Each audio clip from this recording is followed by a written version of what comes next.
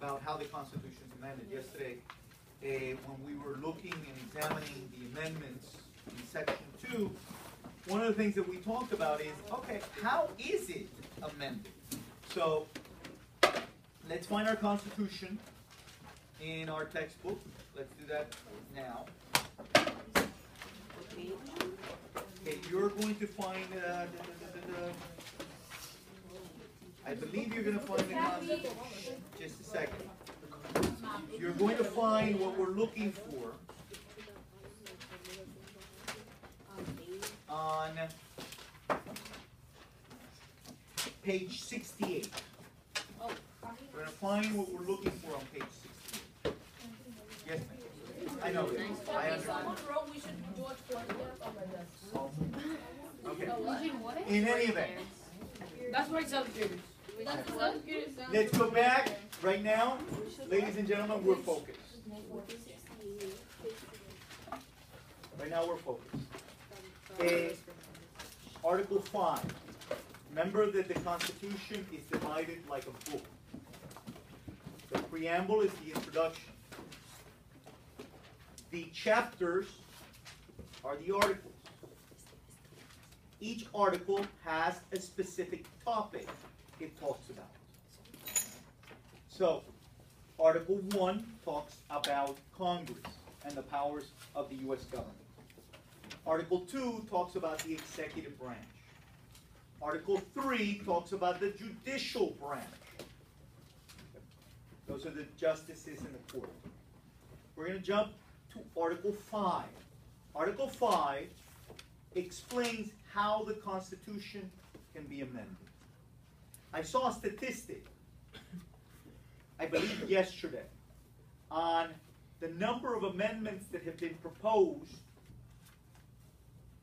from the time that the Constitution was ratified until, I believe, the 1990s. And there were 888 amendments proposed in that period of time. Now, if we look on page,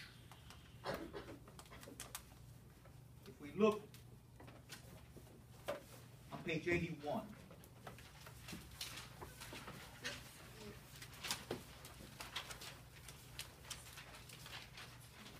you can see that the total number of amendments that we have, the total, that means all of the amendments that we have, and I understand that some of you may be okay at reading Roman numerals, some of you may not, is 27. 27 amendments.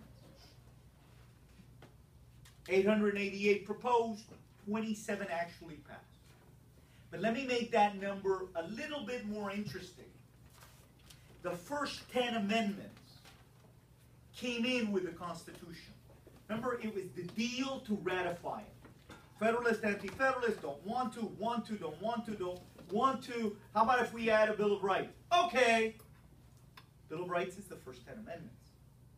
So, from the time that the Constitution was ratified, we really have only had 17 additional amendments that have become law.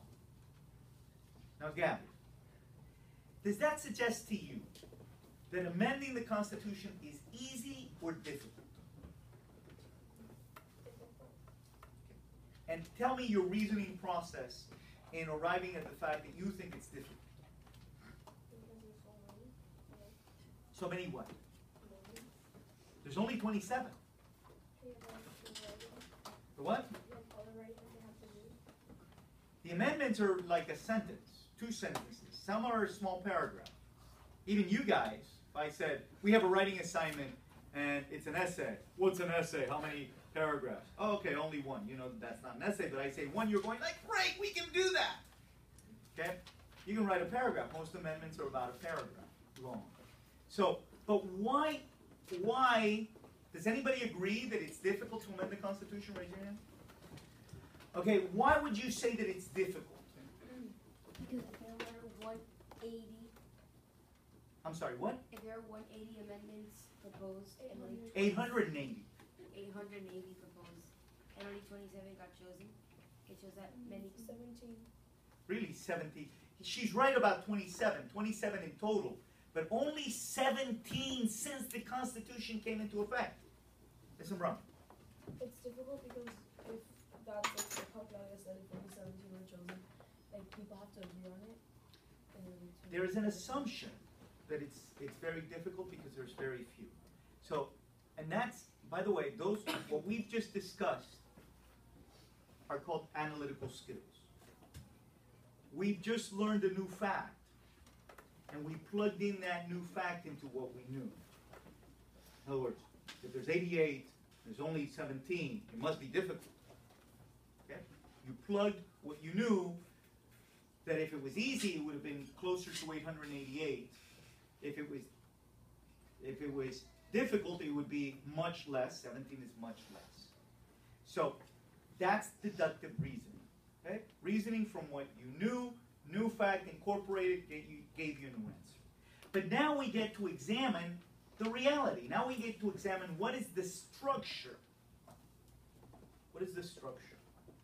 Or how is the Constitution amended? Eddie, before we get there, I need a basic number.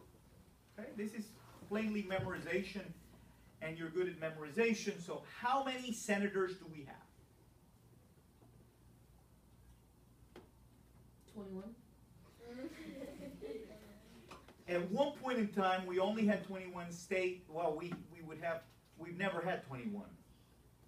Why have we never had 21? Why? Why does it have to be an even number? That's 51. correct, 2 per state. So how many? 100 senators. 102. Okay. Okay, we have 100 senators. No, but we have 102 because Hawaii. Hawaii is a state. Okay, Hawaii 5-0 is a show, right? That means that Hawaii is the 50 stands for 50, is the 50th state. No, but what's the place that we're debating that What's Puerto Rico? Puerto Rico. Okay, but it's not a state yet. So we have 100. Okay. And we don't call people names. All right. So, a more difficult memorization question.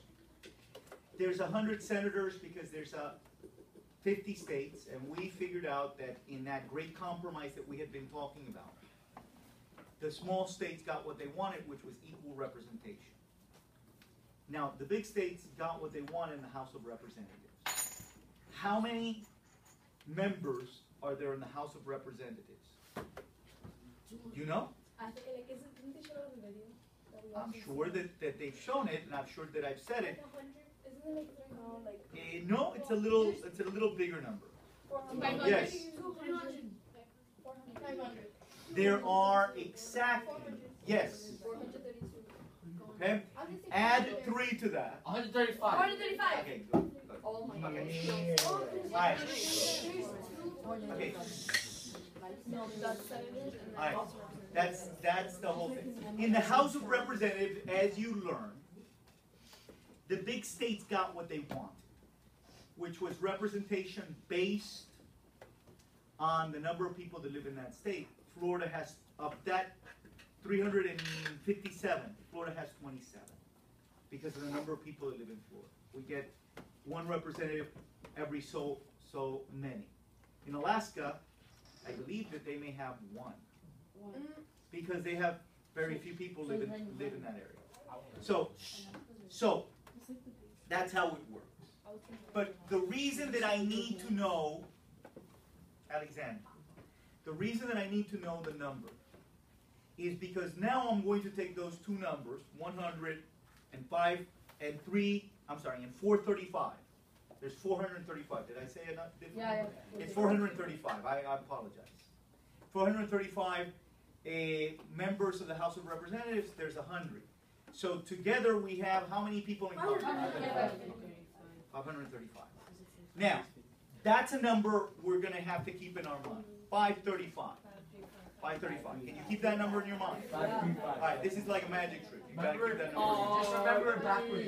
535. Yes, it's the same number forwards and backwards. Thank you very much. Thank you, man. All right, now, having that number in mind, let me read to you Article 5, which talks about amending the Constitution. It tells you how you can do it. You can read in silence as I read aloud. It says, page 68, very top. Which is Article 5? That Article B. Okay, yes, Roman numeral 5 is the letter V as in Victor. And it says this: the Congress, whenever 2/3 of both houses shall deem it necessary. Now we know why we needed that number, 535, right? Yes. What is 2/3 of 535? Very quickly in my mind, it's 357. I knew that because I cheated and I did the math on Google earlier. It isn't that I'm a math whiz, but you can believe that I'm a math whiz. You're a math So- whiz. So you need 357 Congress people, senators and House of Representative members, 2/3. It says, the Congress, whenever 2/3 of both houses shall deem it necessary, shall propose an amendment to this Constitution, or on the application of the legislatures of 2/3 of the several states. So there's two ways. One is 2/3 of both houses say we need this amendment. That's a way of proposing it. 2/3 of the people have to say we need an amendment. We can't get 2/3 of this class to agree on a color of a t-shirt. It's difficult to get 2/3 of that large group of people to agree. So now we begin to understand why there's been so few amendments. But there's two methods. You either need 2/3 or 2/3 of the legislatures of the several states. So you take the 50 states and let's see, about 33, and I might be wrong in my math, 33 of the states, of the 50 states, have to ask for an amendment. 33. 2/3 of the legislatures of the state shall call a convention for the proposing amendment. So 2/3 say, look, we think that the Constitution should be amended. Let's call a convention. What's a convention? A convention is exactly what happened when they approved the Constitution. Okay, 2/3 of the states say, let's call a convention, and they send people to get together to talk about amending the Constitution, which in either case shall be valid to all intents and purposes as part of this Constitution, when ratified by the legislature of 3/4 of the several states. All right. Now we've got it proposed. 2/3 of Congress, 2/3 of legislatures, plus a convention. Now that you've got it, you've got them doing the amendment, then you've got to send it to each of the states. And then you need 3/4 of the several states. 3/4. 3 out of every 4 of the states have to ratify the amendment, or by convention in 3/4 thereof, as the one or the other mode of ratification may be proposed by the Congress. In other words, it's extremely difficult. If the math is swimming inside your head and you're kind of going like, what is it that we have to do? Let me reduce it to human terms. A lot of people have to agree that the Constitution needs to be changed. Now, add to that dynamic the fact that these people belong to different political parties. Add to that dynamic that right now, if the Republicans say yes, the Democrats say no. If the Democrats say yes, the Republicans say no, right? You know, everybody agrees, we need reform in immigration. Democrats and Republicans. But they can't agree on getting reform done. So the president says, I'm going to do it on my own. He's a Democrat. The Republicans in Congress say, no, you can't. Yes, I can. No, you can't. Yes. So imagine trying to change the fabric of the laws of the United States. Let me tell you some amendments